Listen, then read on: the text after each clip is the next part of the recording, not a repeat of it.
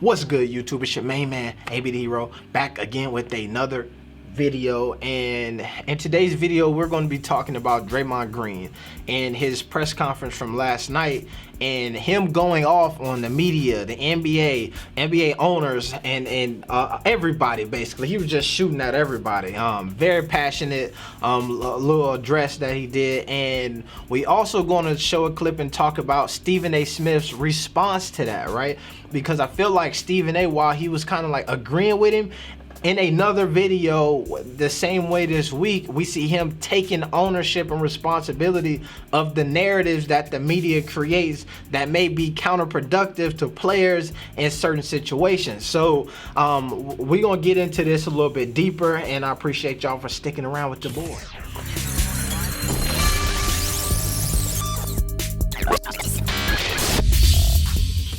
All right, so just to set this up, this clip came out after last night's win. Pretty much the Golden State Warriors, who is a team who actually is kind of struggling a little bit last night, blew out the Cleveland Cavaliers, right? And this is where the Cavaliers pretty much sat their starting center, right? They got Andre Drummond, a guy who they got on the trade block, a guy who in Charlotte right now, folks, is like, yo, come on, Cleveland. Let's do this, because they need a big athletic big right now down in Charlotte to really take them to the next level. So that's why I was hype about it. The fact that it was solid. Now they trying to make a move. So Mike Jordan, James Borrego, Mitch Kupchak, y'all listening, go ahead and see what they talking about up in Cleveland. So basically, they had him suit up for the game. Came out and they said, bro, wait a minute, go back to the locker room. He changed clothes and came back out and sat in street clothes because they were trying to preserve him for trade bait.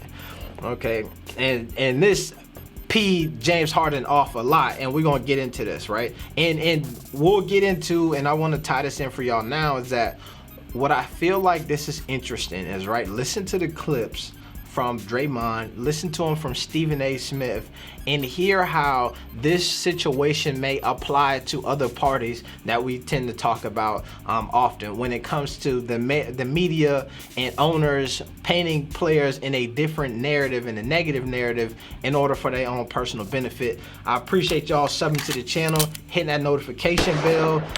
Y'all know it's been bananas as of late, man. The channel has been growing and growing and growing. We almost at that 10,000 sub mark, and I appreciate y'all for riding with the boy. Okay, now we're gonna get into this video, and here's something interesting, and this is a quick side note because we be talking about that body language stuff, right? So it's interesting, and I'm only gonna play the beginning of this first part because I want y'all to see something. So a lot of times we be talking about the body language stuff as deception, right? So when you listen to Draymond talk, he's answering the first question that this lady gives to him, and it's about his relationship and chemistry with Steph Curry, right?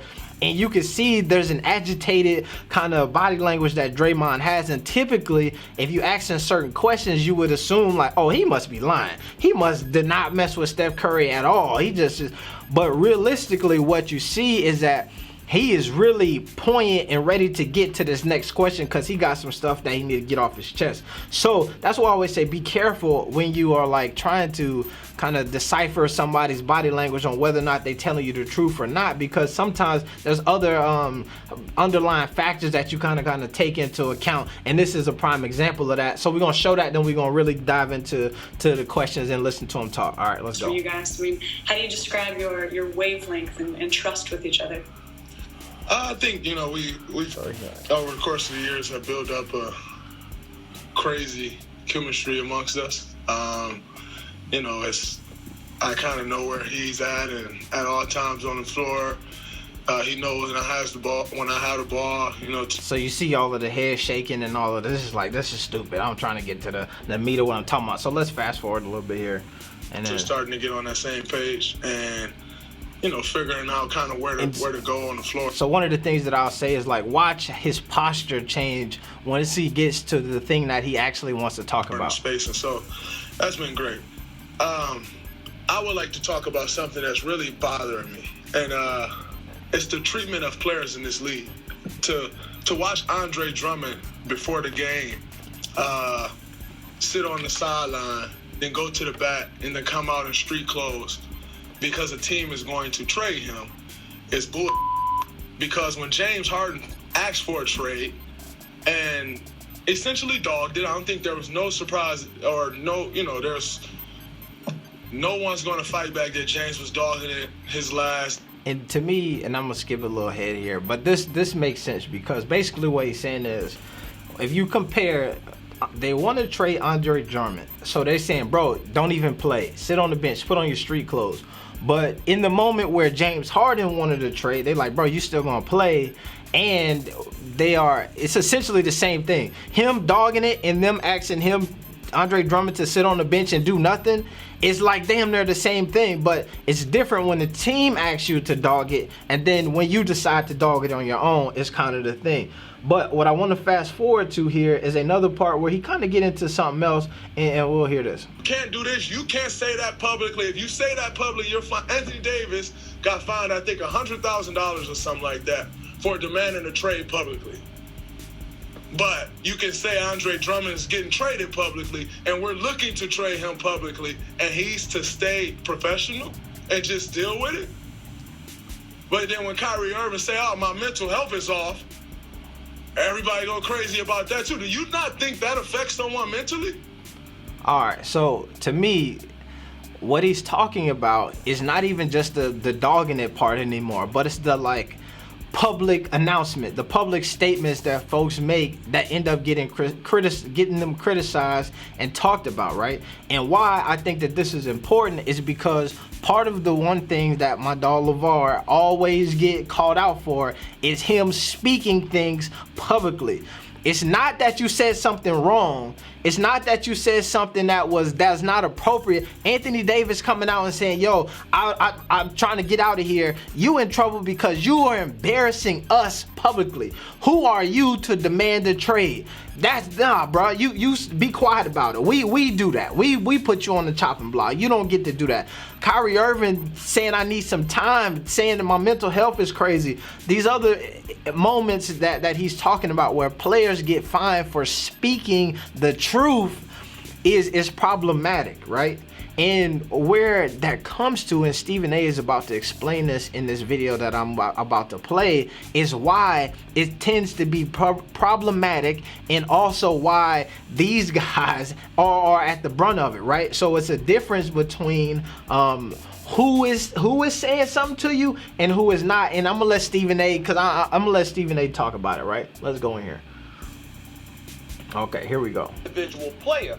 What Draymond Green as an individual player is pointing out, particularly in this day and time, black men who to some degree are empowered, whether directly or indirectly, and as a result, society as a whole resenting that the second they flex and exercise whatever level of power that they may have to get what they want, society turns against them. They call them malcontents. They call them problem children. They call them prima donnas. They excoriate them, etc., etc.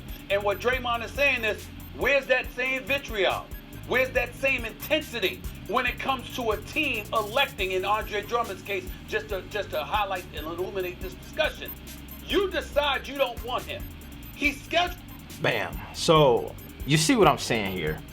Is Stephen A is telling you that once somebody starts to show their power is when they start to tear you down, right? Because what we all have to understand is that the power comes from the people, right? You and I, we tune in and we watch the NBA, right? So if we start to really start to side with these players and be like, yo, I don't understand how they could do you like that, Andre Drummond, then the NBA looks crazy. They lose a bit of power. So how do you do that? You take the media, you take these different avenues and things that you can control, and you start to make sure you diminish power. When one thing that he said that made me immediately go to start thinking about LeVar Ball is the power aspect of what my dog was doing. We told you the only way to get to the NBA is finish high school, go to college, and do it that way. You did something different. We told you you can't make no money off your players, off your sons until they until after college, right? You an amateur. You did something different. What do we need to do to stop you? We got to make you look like a terrible person. We got to bring you down a notch. We got to make it seem like the one of the things that we always champion is a sports dad, a father. You got to be doing it wrong. What you mean you coach your sons? Nah, bro, you overprotective. You too involved in their life. Oh, you trying to help them get the business right? Nah, bro, you supposed to let somebody else do that. You too invested. You too much in their life, and they start to bring you down from that, right? But now I'm gonna play this clip, and this here, and the reason why I wanted to make this video is because when I did my video yesterday about Stephen A and the media and all of that stuff, I began to see these comments like here. They blackballing LaMelo because they don't like Lavar. ESPN doesn't want Lavar, so they'll do it dirty. They do his son dirty. I was talking to one of my other YouTuber friends, and he brought up the point to me too. Is like one of the things that Melo always does when they start to talk about his how you got so good. Man, your passing is so elite. Like, where did that come from? And he always say, I got it from my dad. And the idea was that if he said that he got it from anywhere else, they would be praising whatever source that was. Can you imagine if LaMelo told y'all my elite passing ability came from XYZ trainer? How important and how big and how dope that trainer would be right now? You mean you taught him to pass like that? You mean you created a child prodigy doing things that are inherent and that is hard to teach at this age? Come on, bro, come over here and show us what you had going. But they can't do that because they can't control Lavar, because he is not giving up the power in those type of ways. Now we go later on in this interview, and this is where I say that I believe Stephen A. Smith is also showing his hand of like the ownership that he personally has and the media and these other folks have in creating that narrative that I hope is not missed on him. Let's go into this. Player decides, guess what? I don't want to play. Think about it. Put it. Uh-oh, hold on a second.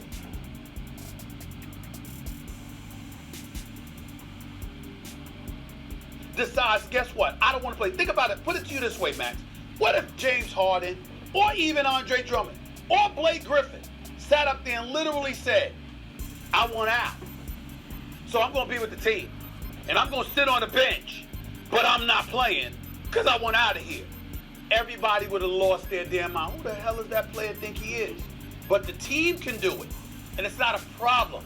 That's what Draymond Green was trying to explain. And that's not really about the teams. It's not really about the players. It's really about us as the fourth estate, as members of the media, as individuals who disseminate a commentary and punditry about a particular player, whatever. He's like, where's the consistency?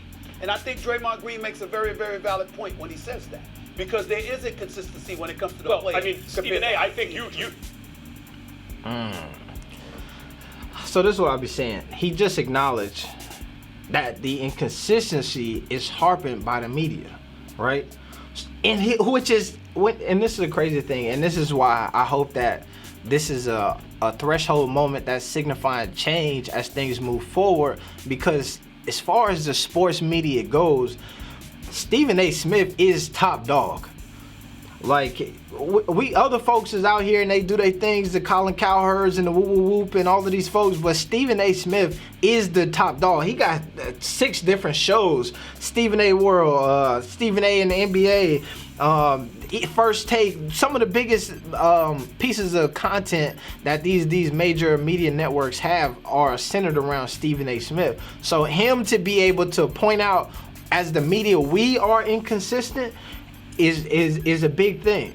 I think that also is interesting too, though, is that in his own statements, when he goes back to talking about how the person of color, the black guy who seems to be trying to be asserting his power at different times, gets vilified, and then comes back to say we as the media do the vilifying. I think that it speaks to either being puppeted a bit, or it speaks to like, I'm chasing the bag, and that, to me, I'm not sure what that's going on. And so I'm interested to follow and see where Stephen A. Smith is continuing to go with his essential wokeness that we've seen between him and the Dame Lillard stuff and this thing going on with Draymond Green over the next couple days. But it is your main man, AB the Hero, and we finna get out of here. Peace. No, not peace. +1, triple B's. We out.